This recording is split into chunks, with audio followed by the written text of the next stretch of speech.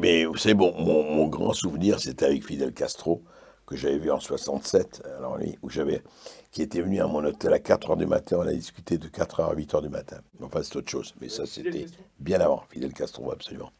Je l'ai vu en 60, attendez, je ne dis pas de 67. J'étais à Jeune Afrique et j'avais fait un voyage pour eux à Cuba. Ah, écoutez, c'est très simple. C'était un Castro à l'époque, il y avait la pachanga et la samba. J'arrive à 2 heures 3 heures du matin, un peu fatigué, je rentre. Je raconte ça parce que c'est une histoire que j'oublierai jamais. Et un téléphone sonne dans mon hôtel. J'avais laissé un mot à la présidence en disant, écoutez, j'aimerais beaucoup interviewer Fidel, mais il me dit, oui, mais c'est pas facile. Je dis, écoutez, voilà mon hôtel, voilà le numéro, voilà, vous pouvez me laisser un message quand vous voulez. Donc, il était vraiment 3 heures du matin. Et on dit, Signor Berkoff, j'ai dit si.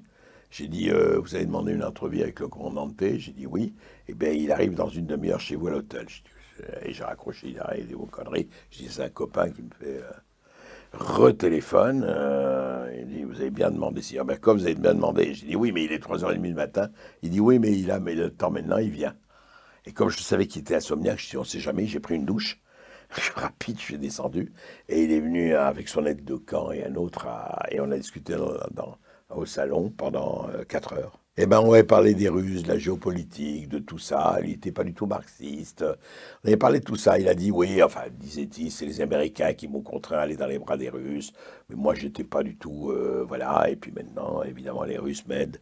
Et grâce à eux, je suis, enfin, il a raconté tout ça, puis la révolution, puis tout ça, ce qu'il voulait. Enfin, c'était assez passionnant. Enfin, je fonde un espoir sur les gens intelligents, ouverts et surtout courageux. Jeunes, vieux, tout ça. Vous savez, il n'y a que les imbéciles qui ont l'âge de leurs artères. Moi, je me fous de la jeunesse comme je me fous de la vieillesse. C'est pas un problème. Le problème, c'est est-ce qu'il y a des gens courageux? Est-ce qu'il y a des gens à vertèbres? Est-ce qu'il y a des gens à cojones, comme on dit en espagnol, qui ont envie d'aller, qui ont envie de faire, et voilà. Et j'espère qu'il y en a, et je suis sûr qu'il y en a. Après, voilà, c'est vraiment ça. Qui a envie d'aller et pour quelle politique et pour quoi faire. Et puis alors quand on voit l'émiettement total, aujourd'hui c'est pas le tout à l'égout, c'est le tout à l'ego. Chacun, petit parti, allez, ils sont là. Ah, moi je me présente à la présidentielle, moi je me présente à la présidentielle. Enfin, quel spectacle grotesque, quoi. Ils sont là en 2022, on ne sait même pas ce qui va se passer, et ils sont là en train de se placer comme des fous. Oui, je comprends, mais pour faire quoi? Qu'est-ce que tu veux faire? Qu'est-ce que tu veux faire de la France? Qu'est-ce que tu veux faire de l'Europe? On est en 2020 avec les émergences, avec la Russie d'un côté, avec l'Amérique, avec la Chine, avec tout ce qui se passe, et on est là en train de, voilà, pardon de l'expression vulgaire, mais de se pignoler en disant ah là là, c'est moi que je veux être là, hein. C'est moi qui est la plus grosse et c'est moi qui vais y aller. La rigolade. Dites-nous ce que vous voulez faire, et puis faites en sorte de le faire et d'y aller. Là, je vois pas, enfin, actuellement, je vois pas quelqu'un, mais j'espère que ça arrivera. Je suis plus optimiste et j'espère vraiment que ça arrivera. On n'a rien compris à Trump, si on ne comprend pas, pour lui, c'est le deal. Il est brut de décoffrage. Je veux dire, il ne m'a pas du tout vu en disant « Ah, c'est un journaliste français que je reçois, je vais parler pour le public européen ». Il n'avait rien à ça cirer. J'aurais pu venir de Cincinnati, de l'Ohio, ailleurs, il m'avait parlé de la même façon. Parce que et comment j'ai compris ça, c'est que 3 semaines après, j'ai entendu dans les meetings où il disait ce qu'il m'a dit. Donc voilà. Il est brut de décoffrage, oh, ça, voilà, il n'y a pas de... Non, non. Voilà, je ne peux pas dire qu'il est sympathique ou antipathique, mais il est cash. Et ça, j'aime bien. Et puis je suis allé dans 2 de ses meetings. Bon, il a un charisme tout à fait incroyable, quoi, c'est clair. Il y est allé, effectivement, c'est l'homme, si vous voulez, l'homme anti-système qui est allé à la charge de l'État profond. Et alors on verra s'il pourra aller jusqu'au bout ou pas. Ça, on le saura dans 3 semaines. C'est pas un idéologue, c'est un pragmatique. C'est un négociateur. The Art of the Deal, comme il a fait il y a 40 ans, il a écrit ce bouquin. Si vous voulez vraiment comprendre Trump, c'est The Art of the Deal. C'est vraiment ça. Et voilà. Et lui, vous savez, il m'a dit ça, d'ailleurs, je lui ai dit, il m'a dit, mais moi, vous savez, quand je négociais pour un gratte-ciel, pour une tour, etc., Mais je vois 50 personnes.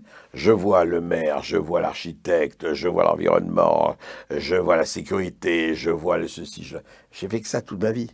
Toute sa vie, il a fait ça. Et il a appliqué ces techniques de la négociation là, avec une espèce de charisme. Il dit, je suis le meilleur, à tort raison. Évidemment, une mégalomanie galopante, mais si vous n'êtes pas mégalomane, oubliez de faire de la politique, quoi. Faites autre chose. Donc, voilà. C'est ça son truc. Donc, bien sûr qu'il peut être manipulateur, bien sûr qu'il peut être calculateur, mais l'un n'empêche pas l'autre, ce n'est pas contradictoire. Au contraire.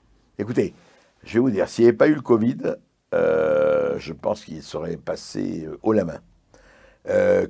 Comment le Covid va jouer, comment ce qui se passe, la pandémie va jouer, je ne sais pas. Sa chance, il y a deux chances. Sa chance, c'est d'avoir face à lui Joe Biden, qui est vraiment un sénile complet et qui va, s'il est élu dans 6 mois, va laisser la place à Kamala Harris, ça c'est clair, ou 6 mois ou 1 an. Après, vraiment, tout est possible, parce que je pense que l'épisode Covid-19 appliqué à Donald Trump joue pour lui. Il est tombé malade, il guérit, il est immunisé, enfin il est plus contagieux, enfin, dit-on, il a repris ses meetings. Après, honnêtement, qu'est-ce qui va jouer? Comment le public américain, comment les Américains vont voter? Je ne sais pas. Il a une base extrêmement forte, mais il a aussi beaucoup de gens qui le haïssent et qui ne peuvent pas le supporter. Très difficile à dire. Honnêtement, je ne m'engagerai pas sur une prédiction ou sur un pronostic. Je trouve que ça n'a pas de sens.